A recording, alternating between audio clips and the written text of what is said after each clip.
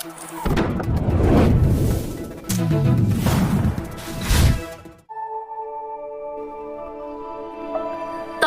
Tamil news செய்திகள் வாசிப்பது Geetha. JCB உரிமையாளர்கள் பல்வேறு கோரிக்கைகளை வலியுறுத்தி வேலை நிறுத்த போராட்டம். ஆற்காடு அடுத்த திமிரி பேருந்து நிலையம் அருகே ஜேசிபி உரிமையாளர்கள் பல்வேறு கோரிக்கைகளை வலியுறுத்தி வேலை நிறுத்த போராட்டம் நடைபெற்றது.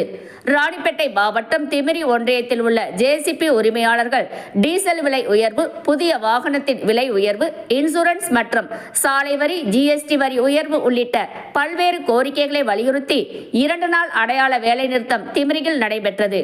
இதில் திமிரி ஒன்றியத்தில் உள்ள அனைத்து ஜேசிபி உரிமையாளர்கள், தொழிலாளர்கள் 2 நாள் அடையாள வேலை நிறுத்த போராட்டத்தில் ஈடுபட்டனர். இந்த போராட்டத்தில் சுமார் 30க்கும் மேற்பட்ட ஜேசிபி வண்டிகளை நிறுத்தி போராட்டத்தில் ஈடுபட்டனர்.